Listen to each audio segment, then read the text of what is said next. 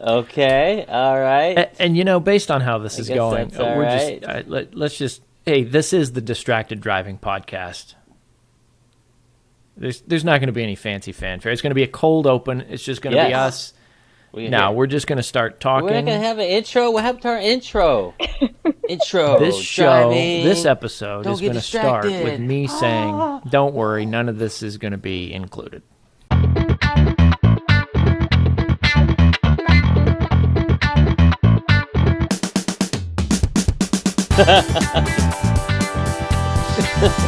Outtakes not included. I am Sean Genovese. And I'm Rex Williams. And we are joined today by Mariam Laes. Hello. Hey, Mariam. For those of you watching on the YouTube, both of you, I should actually look that up and see how many viewers we have on the YouTube. But for those of you watching, Mariam is not fat. Oh, nice intro. Nice intro. There's just an extra guest on the show. We have an extra guest. Won't be saying much. Hopefully not. But maybe we can hear it kick. All right. So Rex and Mariam, well, I can't remember if we were recording or not, but if I had $1 for every time I've said that. Yes. You'd have $5. So Mariam knows Rex, because who doesn't know Rex? But Rex didn't know Mariam. I've known Mariam for a while, and I was just taking a sip of out of my moose mug from National Lampoon's Christmas Vacation. And she picked it out right away.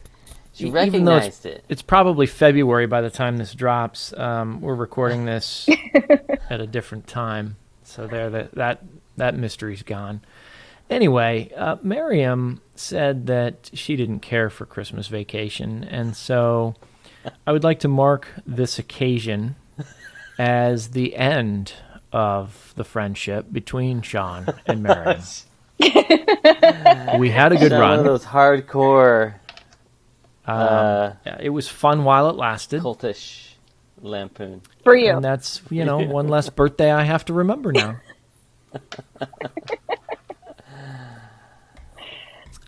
But this is not a show about Chevy Chase and his skills. Although we do talk a lot about Steve Martin, to be honest. That's true. We do talk a lot about movies, and Steve Martin is great. We love Steve Martin.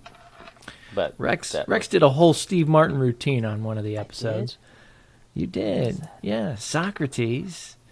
The hemlock is poisoned. Well, we don't want to get him started. He'll go through the whole thing again. Socrates. All right.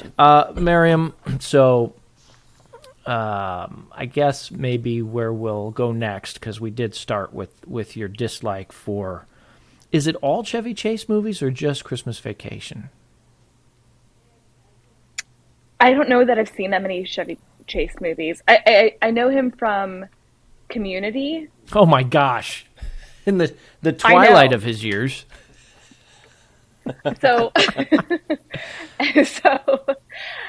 seeing him young was it was like, oh, okay, this is his claim to fame, but I think it's just definitely not my humor. Okay. Well, I mean, you're going to understand a lot more of the things that I say. Because you watched it. Yeah. We'll include some Chevy Chase movie recommendations later. Actually, maybe we'll do it now. Fletch. Although, Fletch is a good one. She got the whole fist up there, Doc. Yeah. Sean knows I don't watch movies that are older than her. 1995. She doesn't watch movies that are older than her, basically. Yeah. Yeah. If it came out, if it aired, if it was a thing before she was born, forget about it. Forget it. Didn't exist. Wow. There's Winston. Okay. So on to more pressing matters. Were we gonna introduce her and say didn't we? what she does and stuff? Well, that's what I was going to get to. Yeah. Oh, yeah. So, eventually. Mariam, what would you say you do for a living? What do I do now? Well, yeah, we're gonna. Don't worry, we're gonna go through the history. It's gonna be my first question for you. Perfect. So right now, and hopefully for a little bit while longer, I'm an associate business unit manager at Adele Wiggins Group.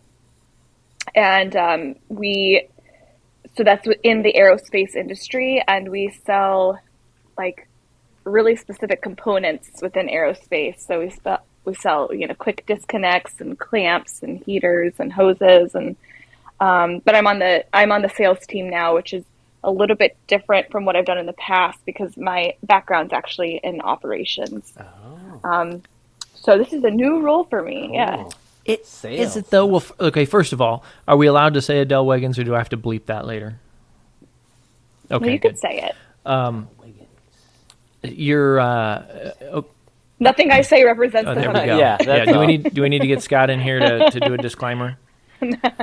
Yeah, my husband's a lawyer, so he would say, make sure everything is. You're at Adele Wiggins now. You just said your background is operations, but I happen to know for a fact that you've had a potpourri of career progression, which I think is interesting and worth noting. So maybe you could tell us and our 5 listeners about how you ended up in aerospace. I guess you're saying you're not in operations anymore. So in aerospace manufacturing. Do we need to find out like how you met her? It's going to come up in her history. Oh, okay. Wait for it. I'm Spoiler waiting for alert. It's somewhere between birth and this podcast. Apparently it wasn't that long ago. I guess it's all relative. Sorry. and after Fletch.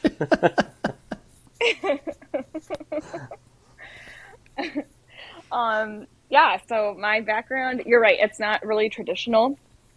I will go all the way back to 2014 Whoa! when I graduated from Clemson. So yeah, I know.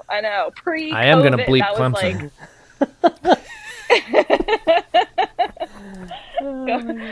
Go Tigers. No, so I graduated with an industrial engineering degree from Clemson, and I moved out to the West Coast immediately after graduating. And as you can imagine, with somebody who has no network and actually had no engineering internship experience because she couldn't make her mind up about her degree until the last hour, it was really difficult to find a job. So I just used my husband's network, which was the only network I had out here at the time. And I ended up at a firm that specializes in mediations and arbitrations. So that was in the legal field. Interesting. I worked there. Yeah. So I started there in their accounting department. I really just took any job that I could find. And while I was there, I was able to sort of advertise myself and my skills and what I could do for them, and the more of the continuous improvement skill set that I picked up from school. Yeah. And I ended up turning that role into a project management role, which meant I could just work on any projects I wanted to. Wow. And the president was totally on board as long as I showed cha-ching savings. Cool. So Did you have to make that was really Did you have cool. to make the sound when you were presenting the savings? Okay. No, it was implied, But you used your IE at a business, like a law place? Yeah. Oh, that's awesome. Yeah, so this is so funny to look back on now. This was in 2014 through 2016. They were so paper-based. Like, they literally printed everything out. Instead of they stored the Word files on their computer, but then they also printed it out and stapled it into a manila, like a folder. No way. And then they scanned them back that's how they tracked in. all their cases. And yeah, I mean, it really was like that. And it was the simplest of things. I remember my biggest, most impressive thing to them was the fact that I knew how to use VBA and Excel to write macros to automate a lot of what they were doing. And that blew people away. They literally thought I was a computer scientist. I mean, they were like, Mariam, you data genius. Like, you computer genius. I'm like, yes, that's me. You could have claimed credit for launching the space shuttle, but it happened before you were born. So So wait, did you? I haven't seen therefore it there yet. is no space shuttle. Exactly.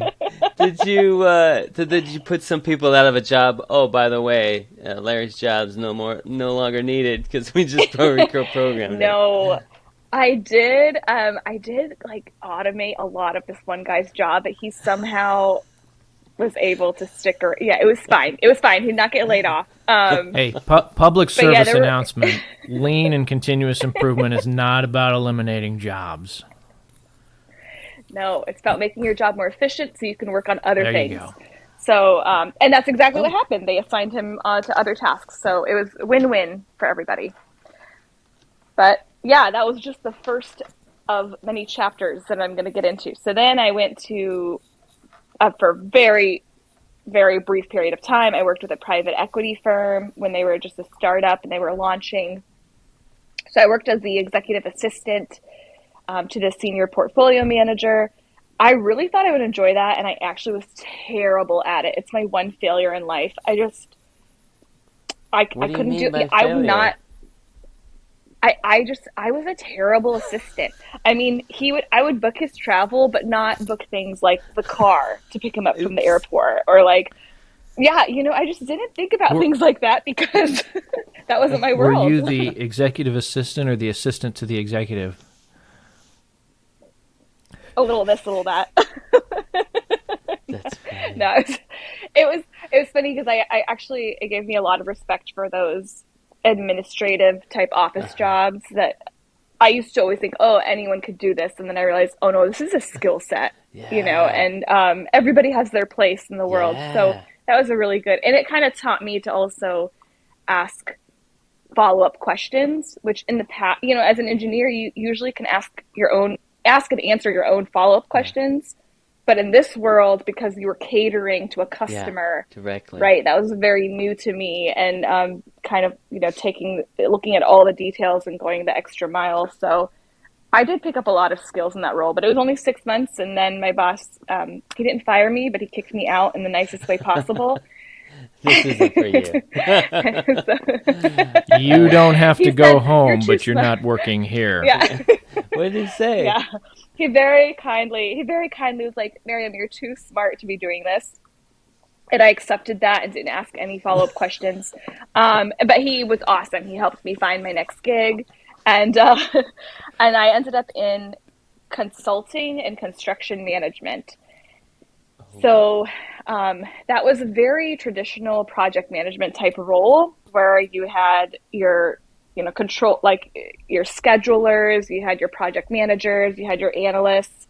I started in my 2-year stint was with Southern California Edison. That was the contract I was on.